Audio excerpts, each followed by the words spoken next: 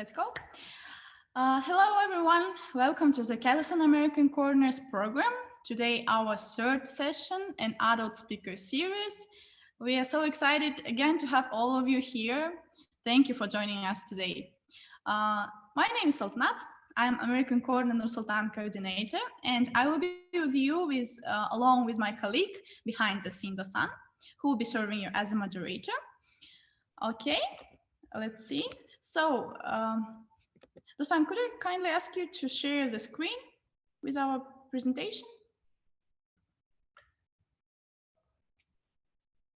Just a second. Okay, I will continue. So, as you know, today is our third session in Adult Speaker Series. Today we will talk about a new academic direction from music to business teaching. So, which session from the maybe previous time you was excited about, or are you excited about most in the future? Let us know in the comments. Yep. By the way, as usual, today we're gonna have 20 to 25 minutes of session, and then other 20 minutes for question and answers. It means that we're expecting you to be very active, and you can ask all of the questions on the chat during the presentation too. Ask all the question, and then we're gonna have interesting discussion. Some of the rules that I would like to remind you: for a stable connection, turn off your microphone when you're not using it. If you have any question, you can ask them in chat box or in the end of our meeting during Q&A session. Don't be shy, be active. Then this meeting is being recorded too. It will be available on YouTube channel. We already have the recording from the first and second session already on our YouTube channel. Our YouTube channel is American Corners Kazakhstan. You can just go there, follow us, and watch for the recordings after. Attend at least 3 out of the 5 sessions, and you're gonna receive an official certificate from us, from American Corner. That's all. Now I would like to hand you over to the virtual English language fellow, U.S. Department of State program here in Nur-Sultan, Mr. August Garnsey. Welcome, August. Really happy to have you here. Thank you, Sultanat. Yeah, always a pleasure to join you and everyone here through American Corners Kazakhstan, all the many wonderful, great people of the Republic of Kazakhstan. Okay, so let me go ahead and I will share my screen and we can go ahead and begin. Okay, and I do want to encourage everyone to actively, you can post your questions. I definitely want to emphasize that in the chat box. And we will have our session towards the end where I'll be glad to address and answer as many questions as possible. So please, you don't need to wait till the end to post your questions, okay?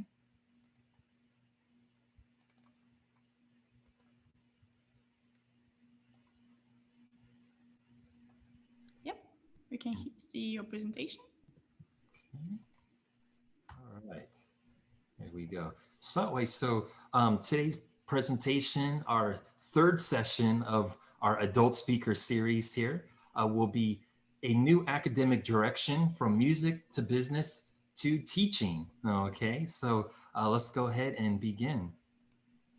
Okay, so again, just let everyone know that by your participation here is your consent that potentially may use some of the pictures or images, screenshots for other promotional purposes. Okay, and for those of you that may be new joining us, and we definitely welcome you, and those that are returning, thank you again for joining us again in this adult speaker series. My name is August Garnsey, as Sultanat mentioned. I am currently the virtual English language fellow for Nur-Sultan. Couple things about me is I do have a master's in TESOL from Northeastern Illinois University in Chicago. And I also do have my undergraduate degree in business management from the University of South Florida in Tampa, Florida. Other things that I do currently, in addition to having these fantastic sessions through American Corners, okay, is I also am a instructor here in Nur Sultan at Eurasian National University in the Foreign Languages Theory and Practice Department. And I do teach some courses in the master's and undergraduate programs, as well as work with some fantastic teenagers all across Kazakhstan through the U.S. Department of State's English Access Micro Scholarship Program. Currently, right now, I just finished up working with a terrific group in Kazigurt, and it was a very wonderful experience. And I look forward to working with my next group for the Access program. And before this, I used to be an international English teacher, okay, for NIS, or as you say, Nish Kokshetau. So before the pandemic, I was living in Kokshetau, so just slightly north of Nur Sultan. Okay, all right. So that ways, I do have just a short little survey for everybody to complete that is here joining us live. Please fill it out in its entirety. I will put the link to this survey called Who Are We? I will put it into the chat right now. Okay, and the link will be there for everyone if it works. Okay. My chat is going a little bit slow here. Okay. Hold on one moment here. Okay. Let me copy this link again. Let's try once again, please. Okay. Okay, there we go. All right, so I was able to go ahead and put the chat, the link into the chat. Okay, so it's in there. So again, at some point during the session, please, everybody, if you can complete that survey, it will help us out in providing future content to all of our followers and participants at American Corners. Okay. All right. So let's start here first with this quote. Okay, so the quote is, "Not all those who wander are lost." Okay, I'm sure maybe a lot of you or most of you or all of you probably will recognize the name of the person where that quote comes from, J.R. Tolkien. Okay, now what does this mean? Okay, to kind of break this down. So I mean, of course, to wander, how we would kind of define that or describe wandering as, to some of us, maybe we might just simply say it means being lost, possibly, or maybe you're going somewhere without any kind of direction, you're exploring something potentially. So the way I like to kind of interpret this quote is I like to kind of always approach this, and this is something to keep in mind as I, kind of go through this session here together with everyone, and I kind of explain and talk about some of my experience, is that exploring different fields of interest and potential careers doesn't always have to be about not knowing, okay, but maybe you do know what you don't want, okay? So again, so kind of your interpretation of how you kind of see this quote about wandering or exploring, okay? So again, it just doesn't always necessarily mean that, well, we just don't know what we want. Maybe we do know what we don't want, okay? And we're just continuing to go through this journey, this experience, okay? So here I have kind of I think a lot of us may be aware of this kind of this expression, this kind of proverbial phrase here about the glass of water with half of its contents, okay? And typically the expression usually goes, which one are you? Are you the person that sees this glass as half full, or are you the person that sees this as half empty? Okay, and usually this is referring to kind of your perception of how you see things, whether in a positive way or a negative way in life. Okay, so based on today's topic, let me go ahead and apply this to kind of the academic world, of choosing different types of disciplines, or in the US, we call them majors, different kind of academic majors that you can study in a university or in higher education. So take a look at this here. So is the glass half full or half empty? The college major edition. Okay, so I feel this provides good context to kind of the experience and story that I'm going to share with you shortly about in my life, okay, in my kind of my journey. So you can see there's kind of different disciplines, different majors around the glass of water, okay, from different perspectives of how you see things. So psychology, how does this glass of water make you feel? Maybe if your discipline, your focus is human nutrition, you look at this as there isn't enough water here for a person's daily needs. Maybe if you're in business, okay, you look at this as, will the glass sell better marketed as half full or half empty? Okay, or if you're for a literature major, maybe what is the symbolism of the glass, not being completely full, or women's studies.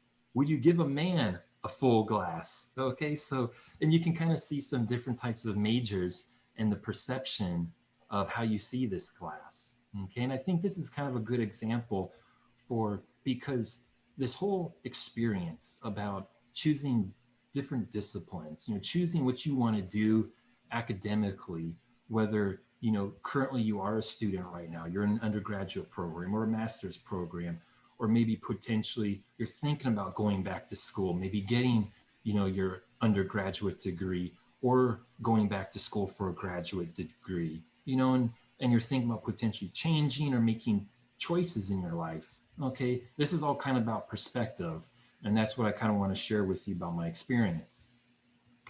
Okay, so the roadmap. I always like to provide a roadmap so that way you guys kind of know where the story's kind of going. Now, obviously, you guys know in the roadmap of everything I've been doing, I'm here, Kazakhstan. Okay, you guys know that. From those of you that have seen the previous sessions that I've done, the first session or the second session, you also probably know that I started in California. Okay, but how did I end up in Kazakhstan? Okay, so how did I get, to Florida, to Illinois, and then to Kazakhstan? And a lot of this has to do with my academic career and the way that I saw things, the feelings that I felt, the choices and changes and challenges that I had to overcome academically. So how did I get, what I'm trying to say is what I'm going to be talking about is how did I get from, being a music major, from somebody who started studying music in the beginning to being on stage, live, performing in front of people like that, to studying business, and being in banking, okay? And then to where I'm at here now, teaching, okay, in Kazakhstan. Okay, so it's kind of an interesting. So this kind of shows you, for those that maybe weren't in the first couple sessions, this hopefully gives you kind of some perspective to, kind of my experience here in life, okay, my directions that I've gone. Okay, so let's start here, okay, in kind of what I want to share with you, kind of what I did and why I did it, and some things for you in whatever experience or possible, situations or choices that you have in life. Maybe this can provide some perspective, or maybe even just hopefully provide you some motivation to whatever you want to do potentially with these choices or challenges you may have in life. Okay, so like I said, I started in music, and a lot of you are like, wow, music, I mean, to go from music to business, to TESOL, to teaching, to going from California to Kazakhstan, which serious major changes were those? So I started in Los Medanos College. It's in California, in their music department. It was led by a tremendous individual, Professor Sylvester Henderson. Now, I was in performing music, specifically in vocal. I was in multiple different singing ensembles, many different choirs, in addition to studying music theory, music literature, music composition. So again, I was fully involved in a music discipline. Just to provide you some context, let me show you one of my original singing groups that I belonged to. Okay, so, kind of now, when I was there at this college a long time ago, we all didn't have cell phones like we do now. So I didn't really have any videos. So I actually chose a recent video from YouTube that was for their 25th anniversary celebration. Now, this is going to focus the Los Medanos College Gospel Choir. Okay, and this is one of the groups. This was my first group actually that I belonged to about 21, 22 years ago. Let's say 1999. It was a long time ago. Okay, so I'm just going to play maybe about 20 seconds or so of this clip.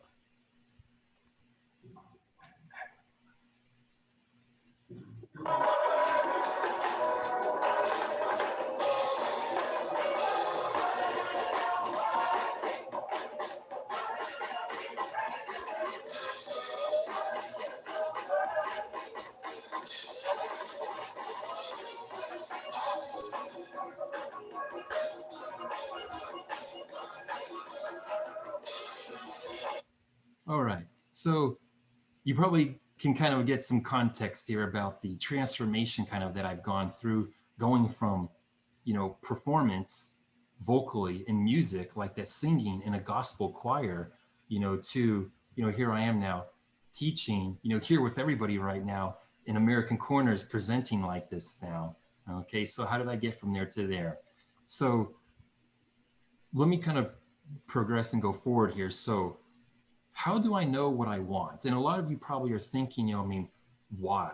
Okay, it's nice, you see what I did a long time ago, but why did I make these changes? And how potentially can maybe this help you or inspire you or give you kind of some perspective to what you want to maybe potentially do?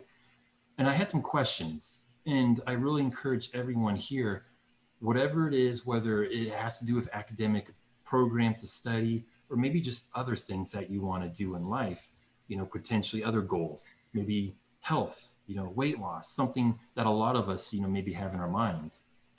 So the questions for myself and probably for yourself that you would want would be, I thought about things like, I like music, but am I passionate about it? And that's really important about, there is a difference between doing something you like and something that you're passionate about. Okay, there is. Now, some people feel that because they do something, they like it, well, that must mean that they're passionate about it, but not necessarily. Okay. Here's how I can kind of define passion, because passion, a lot of people can describe it differently. Now, to me, does it motivate me in the morning to wake up? Okay, does it get you up? We have busy lives, difficult schedules. Does it get us up in the morning? Do we look forward to something? And this is a question that you need to kind of ask yourself if you're considering about changes or choices in life. Can I be myself? That's really important about how natural can you be in a specific environment. And can I see myself in the future? These are very typical things that we think of in our careers as professionals or academically in different fields that we're studying in. Can I be myself? Can I see myself in the future? And for music, unfortunately, I liked it. I did it a lot when I was like a teenager, but I realized that I just wasn't really passionate about it because I didn't feel like I can really be myself. And I'll explain that here shortly as we kind of proceed. So going forward, I switched to business. And like a lot of you, if you saw the previous sessions that I did, you know about my journey from California to Florida that I talked about in the last session last week. So I went to the University of South Florida to study business. Look at these pictures here. Just a beautiful campus, beautiful school, beautiful weather here in sunny Florida, the Sunshine State. I was fully engaged in business studies. I joined, as you can see to the left over here, some images. This is Alpha Kappa Psi. You can see there's Greek symbols in the blue circle. That represents the professional business fraternity that I was a member of and still am, okay, Alpha Kappa Psi. So being really involved and engaged in business, I did a lot of activities. So it wasn't like I wasn't involved or engaged. I went out of my way, to explore things, to find out things about business, about this world. And ultimately, I did end up getting my undergraduate degree in business management from USF, like I mentioned in the beginning. And I did have a career, in business and in management and banking.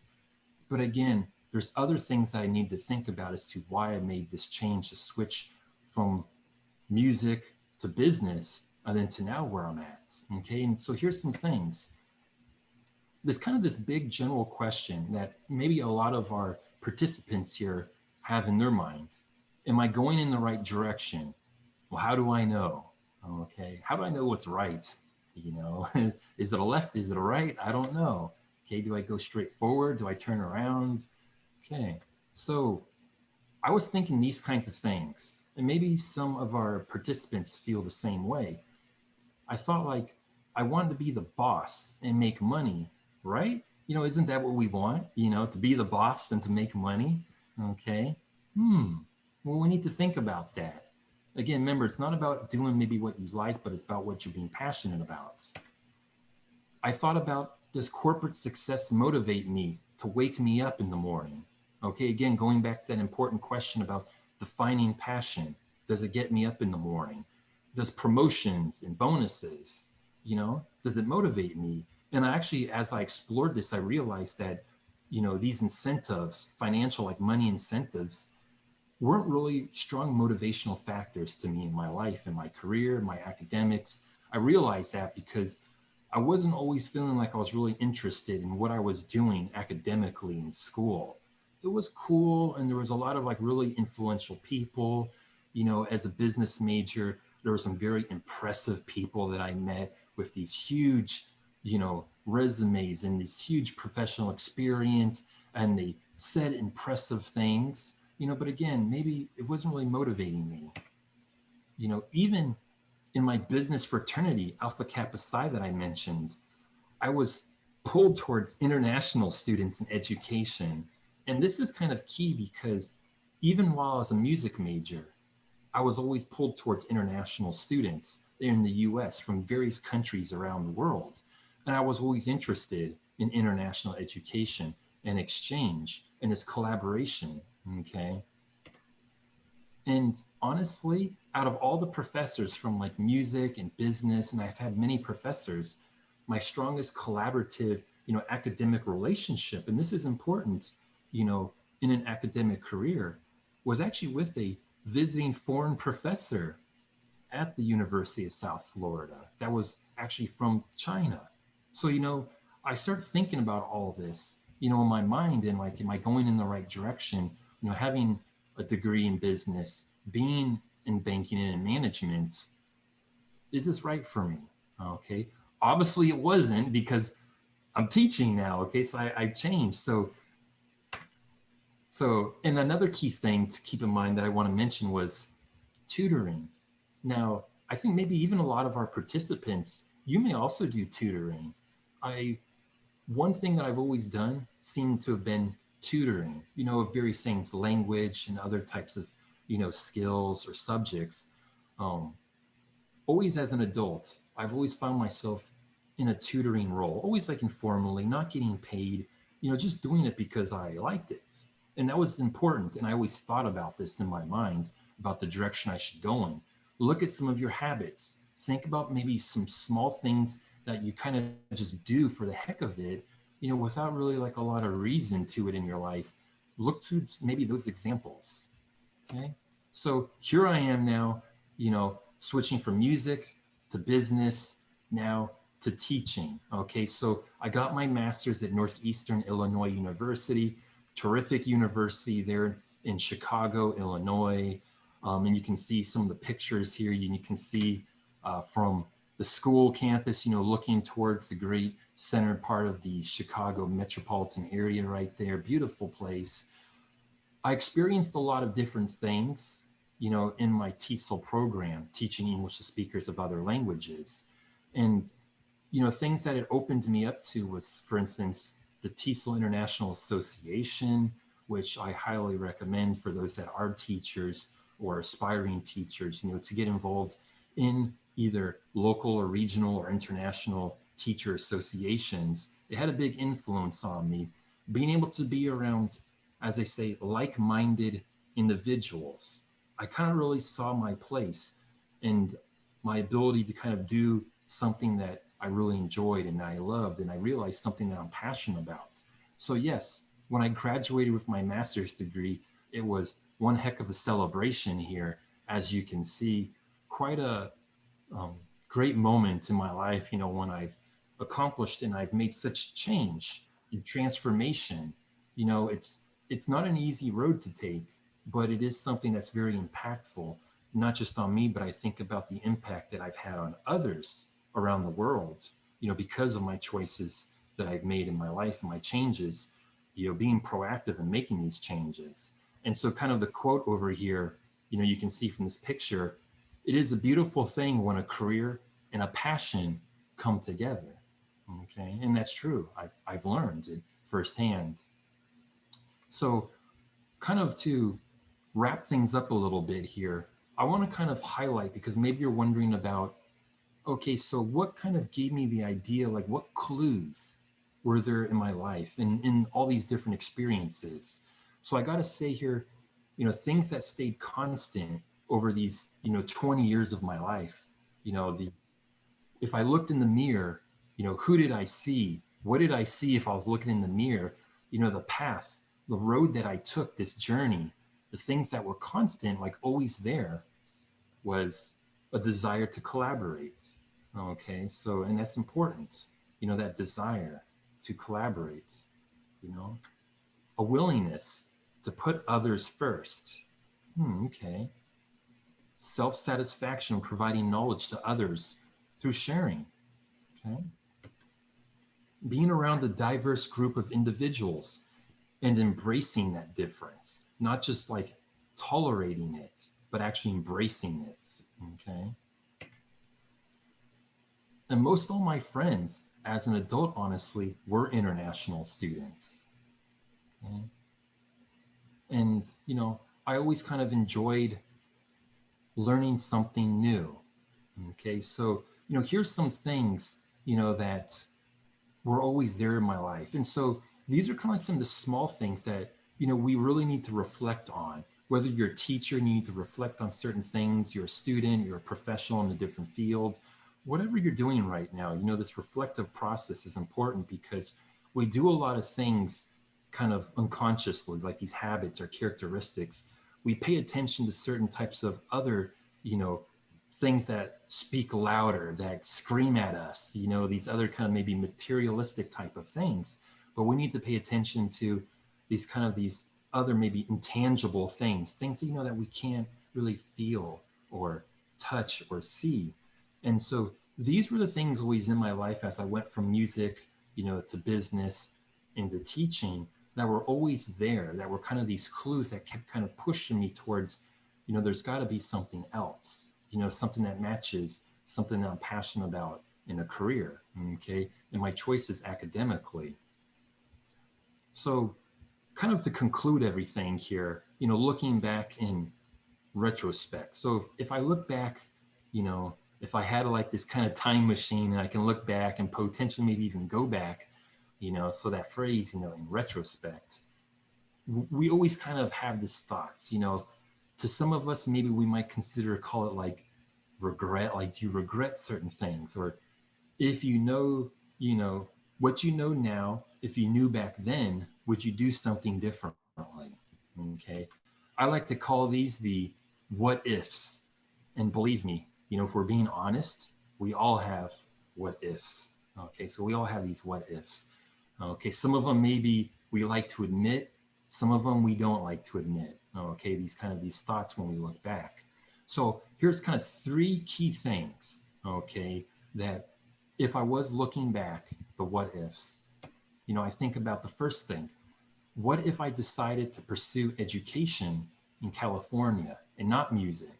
I wasn't a member of the gospel choir at Los Medanos College. Okay. What if I did that?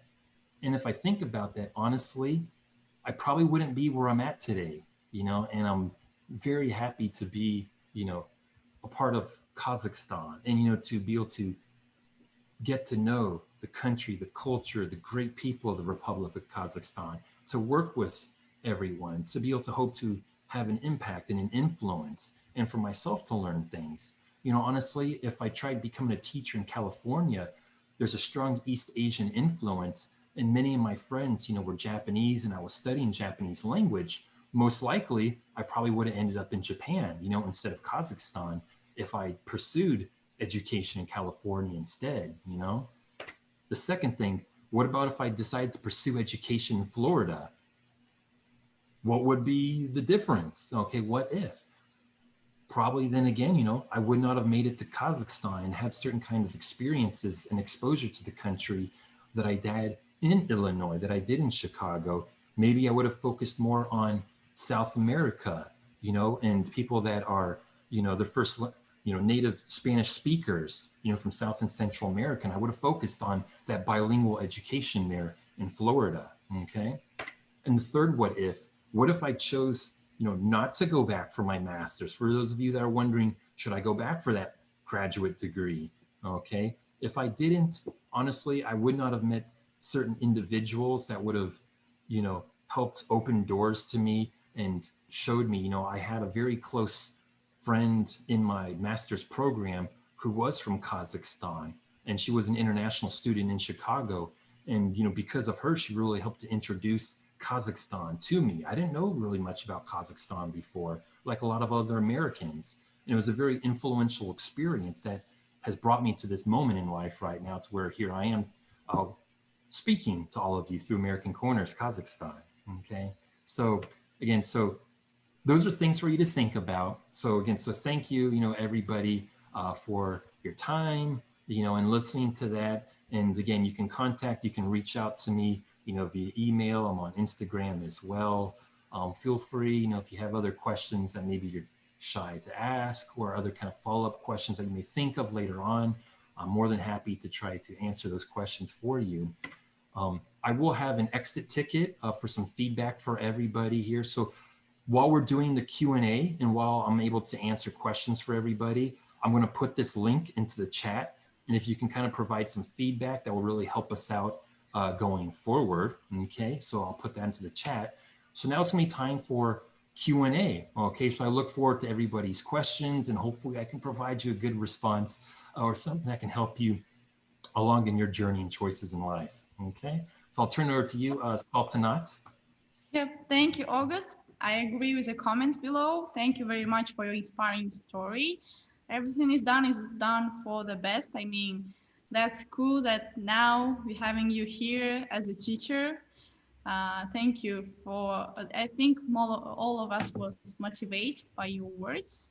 And now we are looking for the questions. We will have a time a little bit. We will give a time for create a question. Before that, let's have a photo. I have an idea like why we never had a photo with our participants, because look, there is more than 100 people, and some of you I know personally already, because sometimes we like chatting on email or you're calling, and I know you personally. Let's give us a chance to see you. Like, please turn on your microphone, not a microphone, I mean a video, your camera. Cool, I already see someone. And we're gonna have a photo. Great, great. Hi. I never saw your face. It's so, I don't know, it's another feels to see you. Yeah, all of you here, thank you. Let's wait other people and we're gonna have a photo. Cool, we're gonna have 1-2 minutes. During that time, you can also ask your question on the chat, by the way. I have already one full screen, I guess. Dosan, could I kindly ask you to have a photos? Not only one, but that everyone could be here. We're gonna have 1-2 screenshots, so smile as on a photo. One, I'm gonna count to the 3. 1, 2, 3. One more time. 1, 2, 3. Cool, and last one. 1, 2, 3. It's cool, the sun, is everything fine? I guess it is. Thank you. Thank you. Okay, and we're going to the Q&A session. Let's see what we have on a chart below. If you would like to ask personally, you can just raise your hand and we're gonna give you a permission if you like to ask personally, not on the chat. We already have questions. We're gonna demonstrate them. Please give me some time. Do you have anyone who want to ask personally the question? Maybe you would like to practice your English? Just raise your hand by emoji in Zoom. Okay, no one else. I mean, no one right now, but it's okay. We're gonna ask from a chat. Let's see. Teaching is a creative job. How do you get your inspiration? Asking Nuri Sami. Mr. August? Very good question here. So yes, I definitely agree. Teaching is definitely a creative job with, a lot of different challenges, and these challenges have to be overcome. And typically they're overcome by being inspired by your motivation. So where do I get that from? Well, as I kind of, explained through kind of that little brief journey that I shared with everybody, that, the passion that I have really comes from certain things that have been constant in my life, such as like helping people and being able to collaborate. I get a lot of, personal self-satisfaction from actually just being able to just voluntarily share and provide information. I'm a very proactive person when it comes to reaching out and offering help and assistance, for many people. And like I mentioned, that I've always did a lot of tutoring, always throughout my entire kind of adult life, whatever, if I was studying music, studying business, teaching, whatever state I was living in, I was always tutoring and working with international students. And so, knowledge of oneself, I mentioned that before in the first session. I talked about that as one of the key steps to being a career changer is knowledge of oneself. And how do you gain this knowledge of oneself? How did I know that I can have this personal, self-satisfaction of just being able to help people, which really motivates me and inspires me? I took a lot of those kind of like those free, personality or like psychology tests that you can take online. There's many different ones that try to kind of categorize your personality type.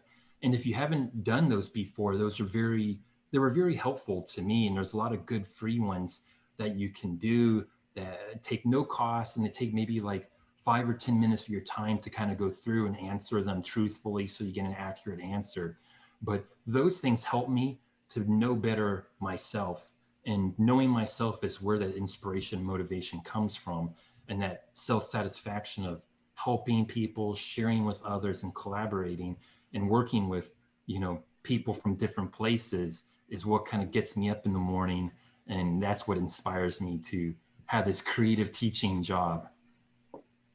Thank you for your answer, August. And thank you, Nuri, for your question. We're going to the next one. So before we will demonstrate, it's already here. Are there any differences between your learners? I didn't understand the question totally. Maybe you're gonna talk about just the difference between American learners and Kazakh, or just someone who you teach? Okay. So, for instance, and I'll just kind of maybe focus then in on, obviously on teaching, and kind of maybe some of the my more recent years, and that experience about differences. So, maybe I could always kind of compare, international students in the US, to maybe to, learners here in Kazakhstan. So, you're kind of changing the environment, from English being kind of like a second language and someone actually being in the US, to where it's English as a foreign language in kind of a different context, and in a different environment. And sure, you can compare the differences between like ESL and EFL. Okay, for those of you that are teachers, probably already kind of know maybe what I'm talking about.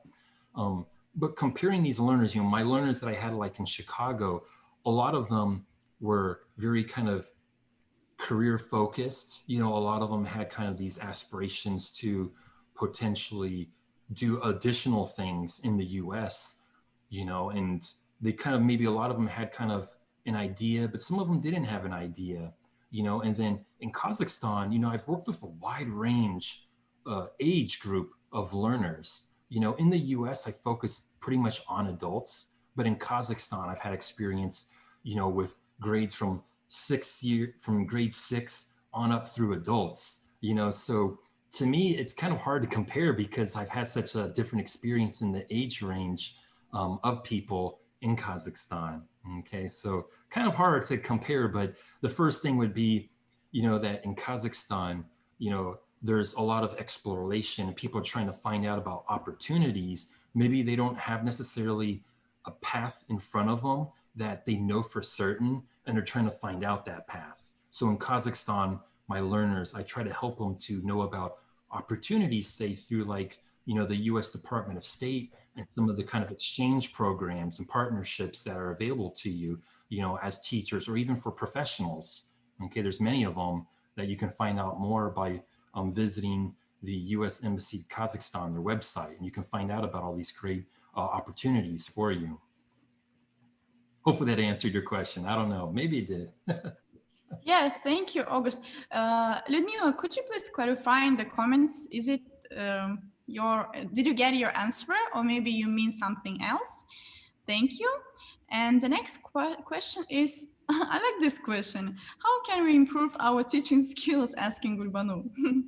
Okay, well, I mean, we'll say here, I will have, my second teacher development webinar series coming up. So like I did last year in November and December, I offered a 5-week development session for teachers of English all across Kazakhstan. It was absolutely fantastic. We had hundreds of teachers across Kazakhstan. And so through that, you can learn about how you can improve your teaching practice. So after this adult speaker series is done, and then I think then after Nowruz holiday, we will be starting up my new teacher development workshop series. So join us for that. Stay tuned for more details for that series coming up later on. And through that, you'll be able to learn about how you can improve your teaching practices to really have an impact in Kazakhstan. Thank you, August. And I would like to add something here in this question. I would like to show you our recordings from that series, English teaching workshop with workshops with August Garnsey, sorry. We have all 5 of them in our YouTube channel. Please join us there, subscribe, and you can watch all of the recordings from there, even if you didn't participate. And for sure, join us in the future too. Thank you, and we're going to the next question. That question was on the previous session, but I think maybe it's a new someone new, and we can answer one more time. Did you like to live in Kazakhstan? Maybe in North part? August, sorry, we can't hear you. There we go. Somehow I hit the mute button. Okay, thanks for letting me know before I embarrass myself further. Okay, so you need to be very specific, about between the differences of regions in Kazakhstan, because like I mentioned in my previous session last week, about how weather really kind of, shapes, the kind of the way of life. So I think that weather can be quite different between the northern part and like the southern part of Kazakhstan. And I'm sure those, can agree.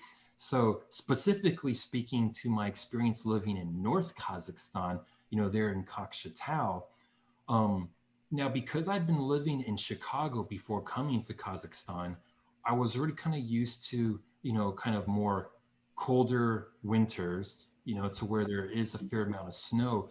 Now, definitely in Kokshetau, it's colder, more longer for sure. Definitely, I think it stays colder longer in the northern part of Kazakhstan, and probably the temperatures do get a little bit lower in northern parts. So, I had to make these adjustments, but a lot of people would normally struggle with that. So for me, it wasn't like a huge thing, and because I'd visited Kazakhstan before, I was kind of used to it. So that didn't bother me. So actually I really enjoyed my time, living in the northern part of Kazakhstan. So, I'm kind of different. I had the winter experience. So to me, it didn't bother me. So I didn't mind living in the northern part. And I really look forward to, coming back. I hope to return back to Kazakhstan, hopefully by August or September of this year. And so that way I'll be living in Nur-Sultan. So I'll get another round of cold weather, okay, those cold winters, but I'm looking forward to being able to again live and stay in Kazakhstan. Cool. It doesn't scare you. I'm not Cool. afraid. Thank you. And the next question. Thank you, Asya, for your question about living in Kazakhstan. The next question is from Julia. What kind of approach do you use in your teaching? She's asking.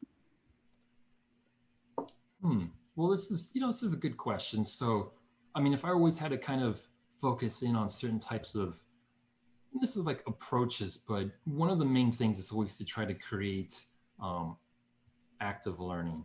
So for our teachers, here, or our pre-service or aspiring teachers, really, if I just wanted to give kind of like a brief kind of answer to this question, when you're thinking about an approach, I mean, I would really just kind of really focus on student-centered learning, okay, and really try to zone in on that and make it to where it's, something that you can do kind of unconsciously, like in your subconscious, to where, creating an active learning environment is going to be kind of just, kind of second nature to you, where you just kind of do it automatically when you're planning your lessons.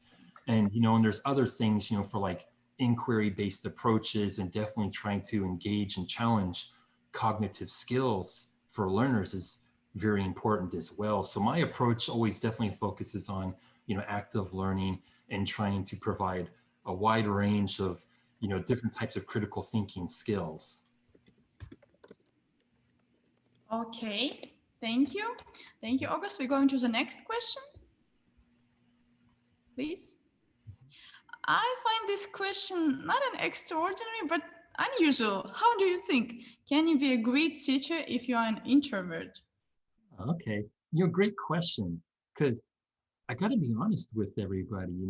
I'm actually, you might think of me as like this, like really like an extrovert, but honestly, I'm actually kind of an introvert myself too. Actually, I'm, you guys probably Me think that, too. you're probably thinking that I'm probably lying, because, often I'm always speaking to like hundreds of people across Kazakhstan all the time. But honestly, I'm actually kind of a shy person. And, and this was part of my journey of going through things academically and also changing careers is, during this entire experience, I've had to really learn how to kind of overcome some of my fears. And I still have them. Sometimes you can't really get rid of a fear, but you can understand certain techniques or things that you could do, certain changes in your life or approaches to where you can overcome those kinds of things. So honestly, if you would consider yourself as an introvert, honestly, the best way, and this may sound kind of cliche, but the best way to kind of overcome some kind of like stage fright, when I was a music major and a performer, God, this is one of the things that just terrified me, was performing. And you're like, well, I mean, you were a performing music major. How can you be afraid on stage? I mean, isn't that part of like the role that you are? But you'll be surprised how many people actually, performers, like professionals, get stage fright still and get nervous, and how many teachers get nervous, speaking in front of people, even it's part of their job and they do it daily. You'll be surprised, you take them out of their comfort zone and suddenly, that fear comes back. So it's okay being an introvert, being a teacher, being someone that speaks in front of people. Sometimes fear and nerves will make you sharper. It make you a little bit more focused. So there are some advantages as well to being an introvert. Often you're a little bit more careful about what you say and about what you do, and that can be okay. And you can use that to your benefits. But I would just say, to get over it, to just practice, find opportunities, volunteer, join groups, get out and speak to people, share your experience, what knowledge you have. We all have experience and knowledge in something. Get out and maybe work. Maybe start with younger learners and not adults. If you're a little bit shy, start with maybe kids or children and speaking and working with them, and work your way up, okay, to adults. That might help too as well. Thank you for your advice. Mhm. We're going to the next question from Nur Sultan. I think it's a common question. Most of the people always also thinking about it. Like, would you say it's a good idea to switch to a career you feel passionate about, but will keep you in a financial scarcity for some time, or may end up in a complete financial failure? Do you think risk is worth doing what I really want to do? Hmm. You know, and that's always kind of the question. And I did mention and kind of talk about this in the first session that I had a couple weeks ago about being a career changer, because one of the main obstacles and one of kind of like the fears always is about, you know, financial risk. You know, we work with limited resources, you know, typically financially, but also time-wise. And it is a risk. And it is something that you do need to kind of consider. So, you know, you need to kind of plan or prepare sometimes for some things. You know, sometimes we need to be aware about financial resources and we can't just disregard it. But so if you are concerned about the risks, sometimes you need to plan a little bit more to overcome some of those risks. But if you're asking me, was it worth it? Because I definitely experienced, you know, sudden sharp changes in kind of financial status, you know, especially going from, you know, being a bank manager suddenly to, you know, like a full-time student taking on student loans, you know, and just working kind of part-time, doing like some, you know, kind of part-time type of tutoring or teaching jobs. And yeah, there was a sudden decrease, you know, in financial resources to me. And you need to just do the best that you can to make things work. You need to have a plan. I talked about having a vision board, you know, a goal board, a dream board.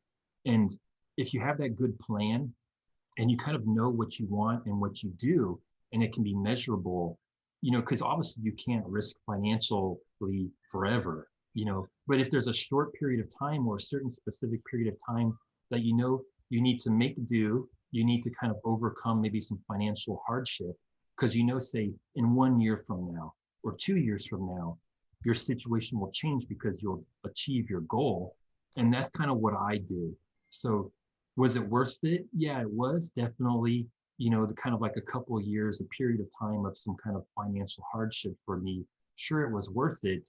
I mean, you know, honestly, teachers, we know maybe we're not the highest paid professionals out there, you know, so I already had kind of that financial risk in mind switching from, you know, going from business, you know, into teaching. Banking. I understand that. And, you know, and you just have to kind of accept certain things because you're doing what you like and what you love and you're passionate about it. Okay, thank you, August. About a vision board, it's what we talk about on the first session, I guess. And we also have recordings from that session. If you don't know about vision board, you can also see it on YouTube. Okay, thank you. Thank you for your question, Nur Sultan. The next question is from Aygiram. Have you ever had a case when you have run out of ideas? She's asking.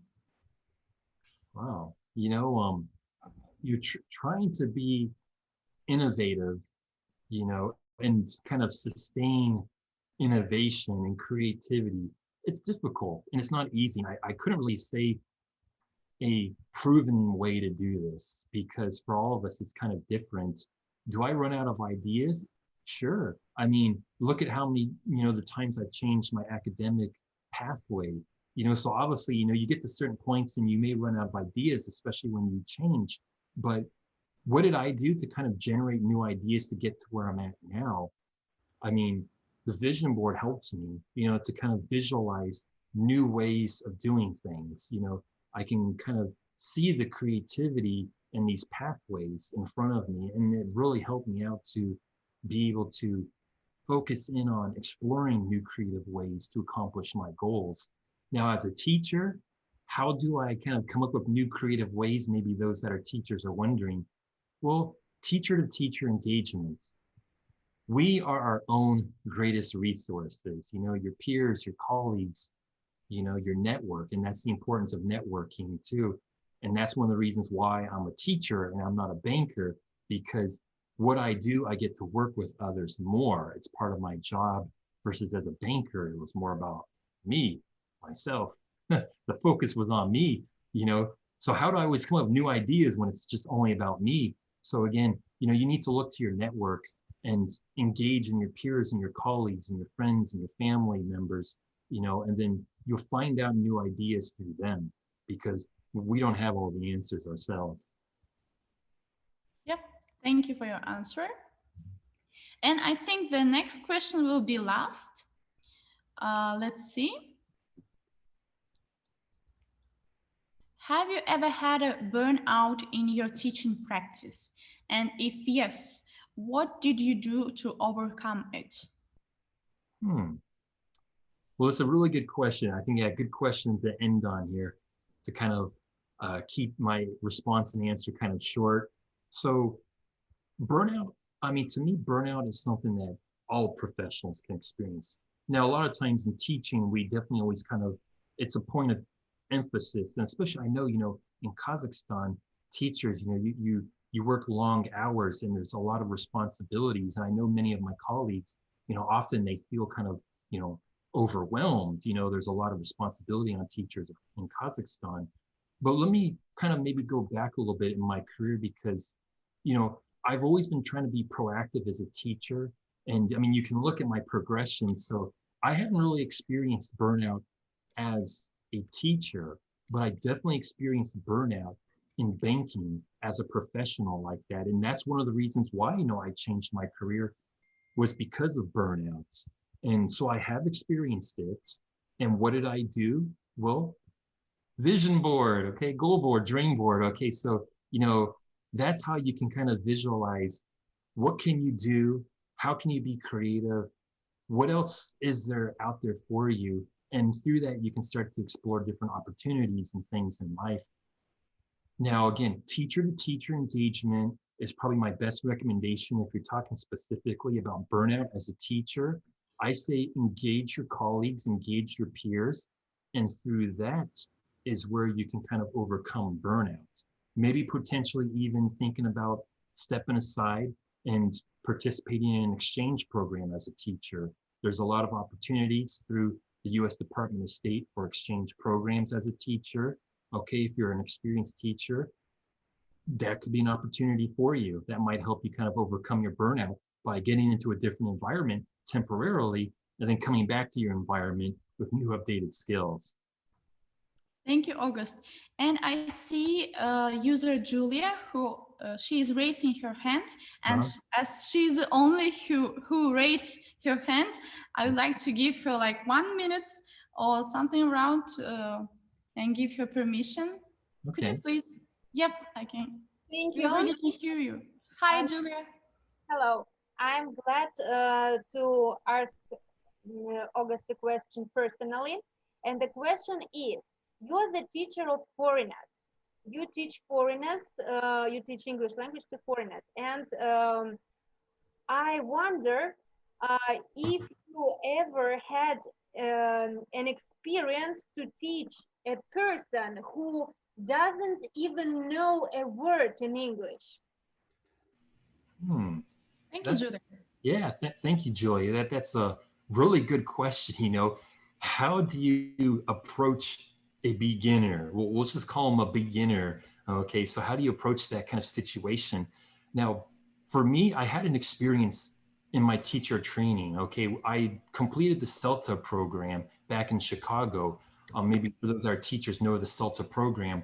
And in that, one of the input sessions was about teaching, you know, I actually experienced my teacher trainer. She had been teaching in Russia for quite a few years and she spoke Russian. And she had me and my peers in our CELTA program. We completely did an entire input session for like 2 hours in Russian, absolutely zero English, and none of us spoke any Russian. And, you know, so I firsthand, that was my first experience in what it's like to be a beginner, okay, and try to understand from like that learner perspective. So going forward, I wouldn't say necessarily that I've worked with beginners, but I have had some very kind of low or hot, like upper beginners in Chicago. And really my approach with that is building confidence. It's always the very first thing you need to get to do for very beginner learners, because they're going to be so hesitant or shy about being able to actually produce any kind of, usable language. Sometimes with beginners, of course, you got to focus on basics like alphabet and certain types of vocabulary that they need. But also you can try to put out some very usable language, like language chunks as well. If you're working with adults specifically who are beginners, I definitely would try to get in some kind of language chunks, some phrases that they can actually use in real life, because that's very motivational to them as a beginner. I know for me, I get a few basic phrases like in Kazakh, or in Russian, and man, I feel good if I can use some of those basic phrases as a beginner, not knowing anything. So, from my perspective, that can really help out too. It's maybe a few very meaningful language chunks for a beginner can help them as well too going forward. Thank you. Thank you, August, and thank you, Julia. Okay, and in the end of our session, I would like to answer the last question. It's not for you, August, it's just for all of the participants. Where is possible to watch the full version of the webinar asking Usirgul? And thank you for your question. Here on the screen, you can see our contacts. You can check us on social media, by the way. All of your thanks words, or just if you have any questions, feedbacks, you can also check us on social media. And here's our YouTube channel over here. It's American Corners Kazakhstan. All of the webinars will be there. Not only this session, but all of the online meetings is here in American Corners Kazakhstan YouTube channel. Also, if you like to add something, if you like to ask something else, August earlier shared his email is here, august.garnsey@gmail.com. Also, you can ask or give a feedback to us by the email nursultan@corners.kz. If you didn't get a link for the next session, or if you like to register and you don't know how to do it, you can contact us and we will help you by the WhatsApp too, by the way. Okay, that's all from my side. Thank you, August, for sharing your ideas, and thank you for your presentation, for your speech. Thank you for all of our participants who come here and be with us in this evening. Thank you, and see you next week in March 3rd. Bye-bye. Thank you very much, everybody. Have a good evening. I'll see you guys next week. See you. Bye.